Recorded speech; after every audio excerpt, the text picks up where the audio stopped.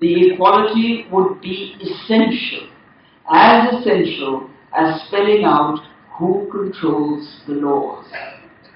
In contemporary India, the coexistence of religions exists in theory, but their equality has yet to be established.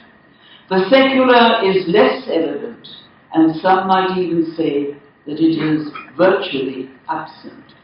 Now, to the specifically Indian aspect of the subject.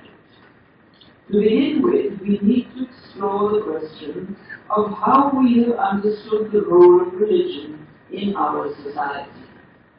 My argument is that colonial scholarship, British and European, introduced a disjuncture in our understanding of our past.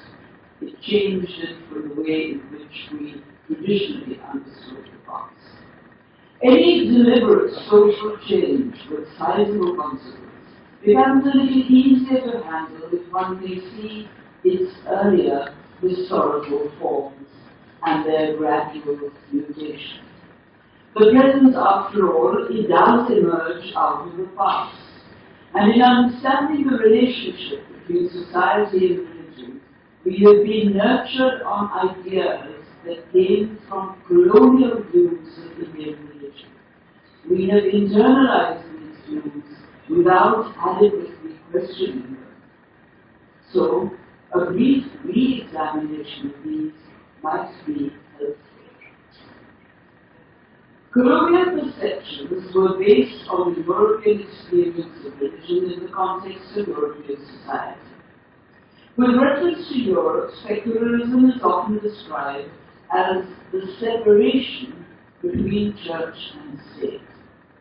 This is taken as a one-to-one relationship, because generally the religion was a single, monolithic religion. This was so strongly asserted that in medieval times those that questioned the writ of religion in Europe were heavily punished as heretics. Some were burned, some had to recant, as did Galileo, and many faced the punitive actions of the Inquisition. The Enlightenment then came as a reaction to this and to new knowledge that encouraged questioning and emphasized rational explanation. The conservative perspective of religion from the past that was familiar to British colonizers of India was this perspective, or minority communities in a democracy that functions democratically. Anti-colonial nationalism tried to confront this image, since broad-based nationalism has to be inclusive. It has to induct a range of opinions and also has to draw on shared history. I will be referring to a shared history again because it's a very important concept. The shared history is crucial. I would also like to quote Eric Hobsbawm, who wrote that history plays the same role in nationalism as does the poppy in the life of the opium addict. It is the source. It feeds ideas of identity. Anti-colonial nationalism did not question the monolithic nature of religious communities. It focused instead on denying their antagonism and projecting their coexistence, which it does still to these days in the concept of secularism. This became central to its idea of secularism, but this did not fully succeed. One reason was that the colonial view of religion in India was, and it still is, foundational to the ideologies of what are now referred to as religious nationalism, Hindu and Muslim, that went into the making of the communal landscape of India. And religious nationalisms are, of course, different from the main anti-colonial nationalism. In other words, I am arguing that anti-colonial nationalism, as well as religious nationalism, nationalisms both accepted and built on the colonial construction of Indian religion.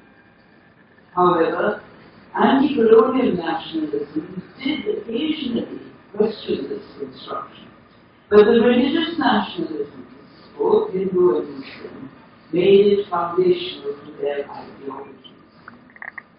A century or so ago, the main organizations propagating religious nationalism were the Muslim League and the Hindu Mahasabha.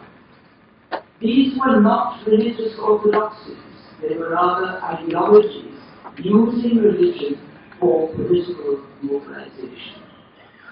Today, religious nationalisms include a range of Hindu, Muslim, Sikh, and other religious organizations, politically ambitious and anxious to retain control over community laws to ensure a political constituency.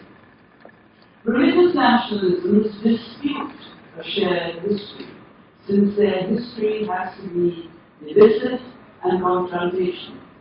The struggle over history textbooks of recent decades, therefore, is the attempt to project a history slanted towards one religion and the denial of a shared history.